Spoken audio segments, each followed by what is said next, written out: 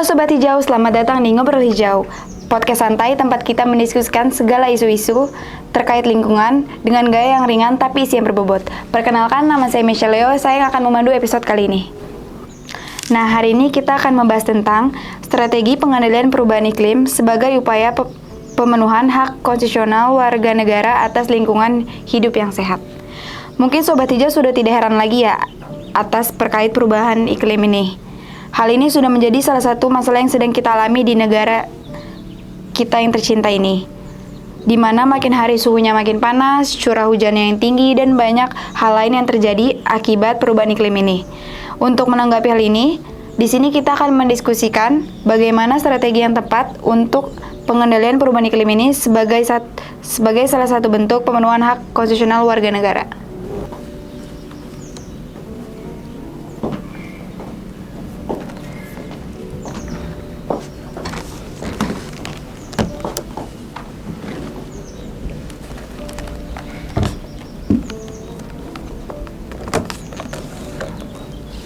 Nah, di sini kita sudah kedatangan dua narasumber yang luar biasa nih. Yang pertama ada Kak Bintang dan juga ada Kak Mesya. Mereka yang akan menemani diskusi kita hari ini. Langsung aja nih kita tanya-tanya dulu bagaimana pendapat mereka terkait perubahan iklim di negara kita saat ini. Mungkin dari Kak Bintang terlebih dahulu. Halo Kak Kawai, senang ya kita sekarang bisa berbincang-bincang terkait bagaimana perubahan iklim di negara kita pada saat ini. Sebelumnya saya akan memberikan pendapat saya tentang perubahan iklim. Alangkah lebih baiknya saya akan menjelaskan apa itu perubahan iklim di negara kita. Perubahan iklim ini adalah perubahan sesuatu suhu atau pola cuaca dalam jangka yang sangat panjang. Nah, pergeseran ini biasanya mungkin bersifat alami. Akan tetapi sejak pertengahan abad ke-20, aktivitas manusia ini telah menjadi pendorong utama berbagai dari perubahan iklim tersebut. Pada dasarnya, perubahan iklim ini terjadi ketika konsentrasi gas rumah kaca di atmosfer itu meningkat sangat drastis. Lalu gas-gas seperti karbon dioksida, metana, habis itu ada oksida yang bertindak layaknya selimut raksasa bagi bumi kita. Biasanya pembakaran bahan bakar fosil atau deforestasi di aktivitas industri ini menjadi kontributor terbesar dalam peningkatan emisi gas rumah kaca saat ini. Jadi menurut pendapat saya, perubahan iklim di Indonesia ini merupakan permasalahan yang penting. Mengapa penting? Karena banyaknya populasi kehidupan yang di tepi pantai yang terkena dampaknya kenaikan permukaan laut. Jadi karena kehidupan banyaknya penduduk yang bergantung kepada pertanian atau marikultur dan perikanan, nah itu semua bisa terkena dampak dari perubahan iklim ini, dari curah suhu, curah hujan, ataupun perubahan iklim klimatik yang lainnya. Ini sangat harus kita bahas. Pendapat yang sangat luar biasa dari Kak Bintang. Nah, sekarang mari kita dengarkan pendapat dari Kak Mesya. Baik, terkait perubahan iklim yang sebelumnya telah dijelaskan oleh Kak Bintang sebelumnya, di sini mungkin saya hanya ingin menambahkan sedikit terkait perubahan iklim di Indonesia. Perubahan iklim di Indonesia itu memang sudah terjadi ya, dan dapat kita rasakan di kehidupan sehari-hari kita. Contohnya adalah perubahan cuaca curah hujan yang tidak menentu, dan di mana perubahan iklim ini memang menjadi fokus atau permasalahan yang serius lah ya, karena mempengaruhi aktivitas masyarakat ya. Contohnya adalah petani ya, petani itu sangat mengandalkan curah hujan untuk memanen produknya, seperti itu. Baik Sobat Hijau, barusan kita sudah mendengarkan pendapat kedua dari narasumber kita terkait perubahan iklim yang ada di Indonesia. Sekarang langsung aja kita masuk ke inti diskusi kita nih. Di sini kita akan meminta tanggapan dari kedua narasumber tentang apa sih kaitan perubahan iklim dengan hak konstitusional warga negara. Mungkin dari Kak Mesya terlebih dahulu. Ya, oke. Sebelum mengkaitkan antara kedua hubungannya, mungkin saya ingin menjelaskan terlebih dahulu terkait hak dari konstitusional warga negara.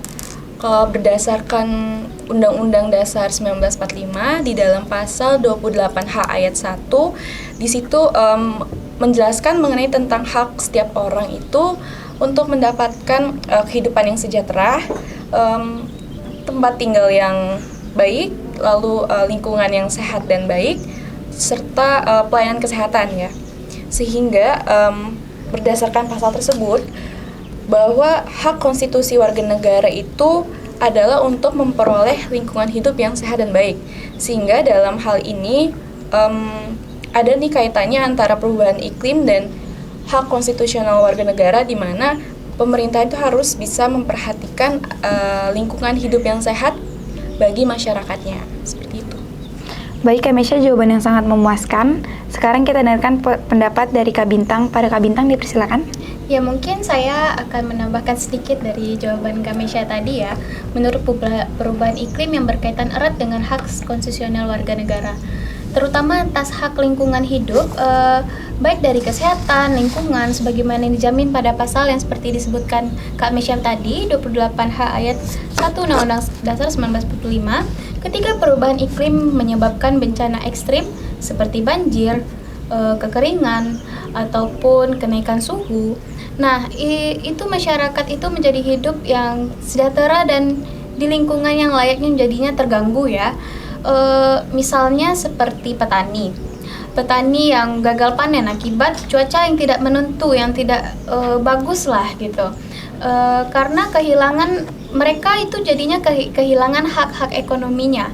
Jadi sementara masyarakat pesisir itu yang terdampak abrasi, kehilangan hak atas tempat tinggalnya, secara eksplisit saya menjamin hak setiap orang itu hidup sejahtera lahir dan batin, bertempat tinggal ataupun mendapat lingkungan hidup yang baik dan sehat.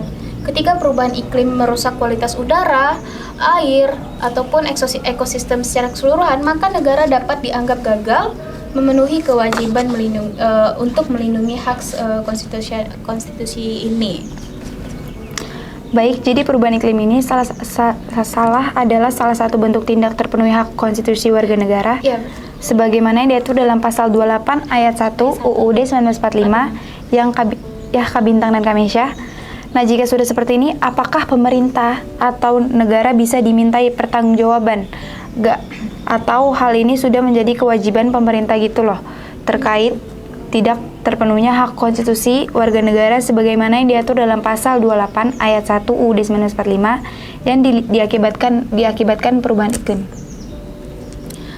Mungkin kita bisa beri sedikit pandangan ya terkait hal ini. Kenapa? Jadi pemerintahan itu dapat diharuskan dimintai pertanggungjawaban secara hukum, baik secara hukum ataupun secara itulah.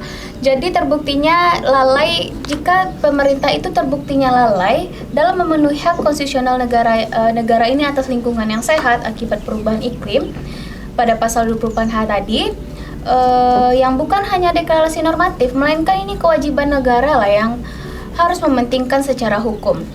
Jika pemerintah ini gagal mengambil langkah serius untuk mitigasi iklim seperti mengendalikan deforestasi, mengurangi emisi atau mengurangi mitigasi bencana-bencana itu dapat direview ke Mahkamah Konstitusi atau gugatan sebenarnya Kak Mesya. Mengapa? Karena gugatan tersebut adalah kebijakan pemerintah dinilai memperparah kerusakan lingkungan. Contohnya kasus Wahli versus KLHK itu pada tahun 2020. Nah, itu tuh membuktikan bahwasanya lembaga negara itu bisa dikalahkan jika kebijakannya itu abai terhadap perlindungan lingkungan. Nah, sebagaimana itu tuh juga bisa kita mintai pertanggungjawaban atas kelalaiannya kasus ini. Dan itu juga membuktikan bahwasanya pengadilan di Indonesia mulai mengakui bahwasanya perlindungan lingkungan adalah kewajiban hukum yang dapat ditegakkan bukan hanya sekedar aspirasi politik, namun penekanan pada aspek justability-nya, bahwa konstitusi ini, konstitusional ini dapat dan juga harus kita tegakkan melalui sistem peradilan, bukan hanya tergantung pada goodwill politik saja, goodwill politik atau pemerintahan gitu. Baik Kak Bintang, terima kasih atas pendapatnya. Bagaimana dengan Kak Mesya? Apakah ada pendapat juga terkait hal ini? Ya baik, jika secara teori memang pemerintahan itu memiliki pertanggungjawaban atas yang terjadi ya. Tapi dalam prakteknya pemerintahan tetap mengalami tantangan yang besar. Yang pertama itu adalah perlu kita ketahui bahwa perubahan iklim itu bukan hanya sebuah isu dalam satu negara saja, tapi merupakan isu atau permasalahan secara global, yang dimana penyebabnya juga itu luas ya, dan kontribusi dari korporasi maupun negara lain juga ada gitu, sehingga secara mutlak pemerintahan itu belum tentu bisa memiliki pertanggungjawaban. Dan yang kedua, meski di dalam Undang-Undang 1945 yang telah saya jelaskan sebelumnya bahwa warga negara itu memiliki hak lingkungan yang sehat, tapi pada nyatanya itu tetap ada banyaknya kegiatan-kegiatan yang yang menyebabkan kerusakan lingkungan lah. Contohnya itu ada seperti pemberian izin tambang atau izin pembukaan perkebunan sawit ya. Seperti kita ketahui bahwa perkebunan sawit dan tambang itu pada akhirnya merusak lingkungan kan ya. Dan walaupun setelah terjadinya kerusakan lingkungan tersebut, pemerintahan tetap melakukan dengan tujuan perkembangan atau kepentingan ekonomi. Nah, sehingga tanggung jawab ini tuh menurut saya tidak hanya dibebankan kepada pemerintahan saja, tetapi juga dibebankan kepada masyarakat. Nah, masyarakat ini itu juga bisa loh memberikan atau melakukan pertanggungjawaban dengan bentuk melakukan tekanan politik, seperti melakukan kampanye nih, atau yang dalam istilahnya itu CSO atau Civil Society Organization, yang dimana organisasi itu membantu masyarakat untuk mengkampanyekan sebuah isu lingkungan. Dan selain itu juga masyarakat bisa melakukan sebuah aksi yang bernama judicial review, seperti itu. Baik, jadi ketika hak konstitusional tidak terpenuhi akibat perubahan iklim ini, nggak selalu bisa dibebankan kepada pemerintah ya? Benar. Akan tetapi masyarakat juga bisa ikut serta langsung untuk bisa memulihkan hak konstitusi warga negara ini. Ya. Nah, dari awal kita sudah membahas nih tentang apa perubahan iklim dan kaitannya dengan hak konstitusional warga negara, serta apakah peran pemerintah di dalamnya. Sekarang kita akan membahas bagaimana peran dari pemerintah maupun masyarakat sebagai strategi pengendalian perubahan iklim untuk pemenuhan hak konstitusional warga negara atas lingkungan hidup yang sehat. Mungkin dari Kak Bintang dan Kak Mesya boleh kasih pendapat terkait hal ini? Saya dulu ya. Jadi di sini saya mencoba memberikan pendapat ya dari sisi pemerintah atas peran dalam pengadilan perubahan iklim guna memenuhi hak konstitusi nasional negara. Nah, pemerintah biasanya mengembangkan tanggung jawab fundamental dalam menjamin terpenuhinya hak konstitusional warga negara atas lingkungan hidup yang baik dan sehat. Kan tetapi hal ini dapat dilihat dalam kebijakan yang dilakukan oleh pemerintah. Nah, biasanya pemerintah itu mulai dari meratifikasi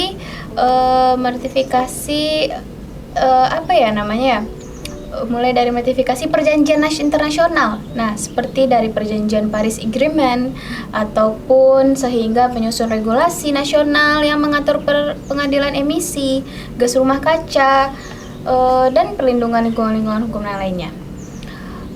Sehabis itu, selain itu pemerintah itu juga wajib menjalankan kewajibannya sebagaimana prosedural seperti memastikan akses masyarakat terhadap informasi lingkungan. Habis itu juga ada melibatkan publik dalam proses pengembalian keputusan serta menyediakan akses-akses keadilan bagi warga negara yang terdampak kerusakan lingkungan. Jadi pemerintah juga harus mengembangkan kerangka hukum yang komprehensif dan harmonis menurut saya. Baik Kak Bintang, terima kasih atas pendapatnya. Bagaimana dengan Kak Mesya? Apakah ada pendapat juga terkait hal ini? Tadi Kak Bintang sebelumnya telah menjelaskan tentang peran pemerintah dalam proses pengendalian perubahan iklim ini ya. Mungkin di sini saya hanya ingin menambahkan sedikit saja bahwa pengendalian perubahan iklim ini sebagai pemenuhan hak konstitusional warga negara tidak selalu serta-merta dibebankan kepada pemerintahan saja, tapi juga bisa dibebankan kepada masyarakat. Kenapa? Karena partisipasi dari masyarakat itu sendiri telah diakui secara hukum sebagai hak dan kesempatan yang luas untuk masyarakat sendiri ikut terlibat, ikut terjun aktif dalam pengendalian dan pengawasan kebijakan pemerintahnya. Lalu masyarakat juga dapat berkontribusi melalui berbagai cara.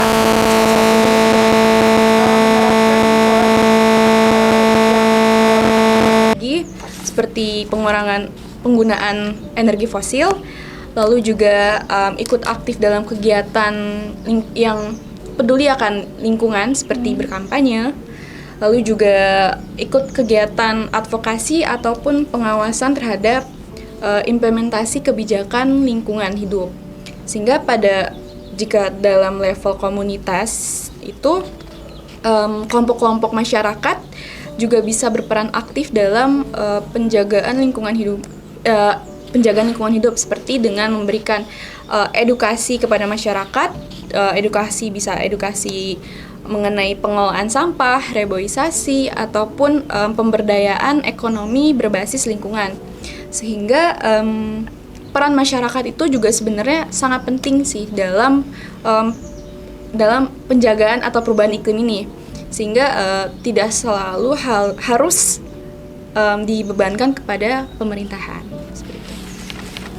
Baik, terima kasih atas pendapat dari Kak Bintang dan Kak Mesya. Setelah membahas peran pemerintah dan masyarakat dalam pengendalian perubahan iklim ini, menurut Kak Bintang dan Kak Mesya, apakah pemerintah kita sudah memaksimalkan perannya dalam pengendalian perubahan iklim sebagai pemenuhan hak konstitusional warga negara atas lingkungan hidup yang baik dan sehat? Dan apakah masyarakat kita juga sudah mengambil atau melaksanakan perannya dengan baik? Dari Kak Mesya dulu. Mungkin menurut saya pemerintah Indonesia ini secara bertahap telah menunjukkan kepeduliannya mengenai isu-isu lingkungan ya, seperti terlihat dari berbagai kebijakan yang dikeluarkan oleh pemerintah seperti strategis nasional pengendalian perubahan iklim, lalu juga penerapan nilai ekonomi karbon, lalu penguatan transparansi, enhanced transparency framework. Ya, lalu pemerintahan juga aktif melibatkan masyarakat itu sendiri ke dalam pembuatan kebijakan mengenai isu lingkungannya. Baik, Kak Mesya, terima kasih atas pendapatnya. Bagaimana dengan Kak Bintang? Apakah ada pendapat juga terkait hal ini? Mungkin di sini saya akan menambahkan dari sisi masyarakat ya. Jadi menurut saya masyarakat itu kan dalam pengendalian perubahan iklim mungkin sudah mulai menunjukkan hasil positif. Nah, terutama itu melalui perubahan iklim, perubahan perilaku seperti pengurangan penggunaan plastik. Nah, penggunaan plastik atau penghematan energi ataupun partisipasi dalam program lingkungan. Nah, organisasi masyarakat sipil dan komunitas lokal juga aktif mengedukasikan atau mengadvokasi dan melaksanakan aksi nyata. Namun partisipasi masyarakat belum merata dan masih menghadap tantangannya seperti kurangnya kesadaran lah mungkin ya, atau akses informasi ataupun intensif yang memadai. Banyak masyarakat yang belum memahami urgensi perubahan iklim atau belum memiliki akses ke teknologi lingkungannya. Intinya partisipasi masyarakat ini dalam pengendalian perubahan iklim harus menunjukkan tren positif lah. Dan satu lagi fenomena yang seperti saya sebutkan tadi, itu tuh perlunya mencerminkan strategi komunikasi publik yang lebih inklusif dan targeted lah, dan disertai dari skema intensif yang mampu mendorong adopsi massal dari pola perilaku pro lingkungan di seluruh aktivitas masyarakat. Baik, terima kasih atas pendapat dari Kak Bintang dan Kak Mesya. Tapi saya agak tertarik nih dari penjelasan Kak Bintang. Kalau nggak salah tadi Kak Bintang sempat menyinggung tentang tantangan bagi masyarakat untuk ikut berpartisipasi dalam pengendalian perubahan iklim ya. Benar. Nah, menurut Kak Mesya dan Kak Bintang, selain tantangan yang dialami oleh masyarakat kita, apakah juga ada tantangan dari pemerintah maupun tantangan lain yang dialami masyarakat kita untuk melaksanakan perannya dalam pengendalian perubahan iklim ini? Aku dulu kali ya. Boleh. Oke. Jadi selain yang dialami oleh masyarakat dalam hal kesadaran dan akses informasi, sebenarnya pemerintahan juga menghadapi kendala yang cukup besar dalam menjalankan perannya ya. Seperti tantangan utamanya itu kompleksitas dari koordinasi antar lembaga, lalu juga kompleksitas antara sektor yang seringkali menyebabkan kebijakan yang tidak sesuai gitu. Selain itu, keterbatasan sumber daya baik dari anggaran maupun tenaga ahli yang kompeten dalam bidangnya, sehingga hal tersebut bisa menjadi salah satu hambatan utama dalam implementasi program-program. Selain itu juga di sisi masyarakatnya, selain kurangnya pemahaman dari masyarakat itu sendiri terkait perubahan iklim, sebenarnya ada hal lain itu, seperti masih adanya tantangan ekonomis yang membuat sebagian warga itu sulit untuk mengadopsi gaya hidup yang ramah lingkungan. Dan karena di dalam kehidupan mereka itu prioritasnya itu hanya sebagai pemenuhan kebutuhan sehari-hari. Jadi selain itu dalam tantangan budayanya juga ada kebiasaan-kebiasaan lama yang menjadi penghalang dari perubahan perilaku yang berkelanjutan. Oleh karena itu dibutuhkan juga sebenarnya pendekatan yang holistik dan kolaboratif antara masyarakat dengan pemerintahan, sehingga kebijakan-kebijakan yang telah direncanakan oleh pemerintah itu dapat terwujud. Baik Kak Mesya, terima kasih atas pendapatnya. Bagaimana dengan Kak Bintang? Apakah ada pendapat juga terkait hal ini? Ya, memang benar, masyarakat itu sebenarnya menghadapi berbagai tantangan ya, seperti kurangnya edukasi, intensif untuk berpartisipasi dalam masyarakat yang aktif dalam pengendalian perubahan iklim. Namun tantangan yang dihadapi oleh pemerintah juga tidak berat ya. Pemerintah juga harus menyeimbangkan antara pembangunan ekonomi dan perlindungan lingkungan, yang dimana seringkali menjadi dilema karena tekanan dari sektor industri dan investasi. Selain itu juga penegakan hukum lingkungan masih menjadi kendala ya, dimana pelanggaran terhadap regulasi seringkali tidak mendapat sanksi tegas dari pemerintah. Mengapa dari sisi masyarakat, selain tantangan ekonomi dan budaya, masih banyak atau maksud saya itu masih ada lah hambatan yang berupa keterbatasan akses teknologi hijau dan infrastruktur pendukung yang kurang memadai. Nah, jadi untuk itu perlu adanya peningkatan kapasitas pemerintah dalam pengawasan dan penegakan hukum serta pemberdayaan masyarakatnya melalui edukasi ataupun fasilitas-fasilitas agar peran keduanya itu bisa memaksimalkan lah bagaimana pengendalian perubahan iklim tersebut, Kak Mesya. Kayaknya kita dari tadi tegang banget gak sih? Iya, benar-benar. Gimana kalau kita main tebak-tebakan biar relax? Boleh. Tapi sebelumnya boleh nggak sih nih kita narasumber minum? Haus banyak banget tadi ngomong. Oke, boleh. Ucok tolong bawain minum, Cok. Iya dong. Ya, thank you, Ucok. Terima kasih, minum. Cok. Makasih ya, Cok. Silakan dulu minum ya.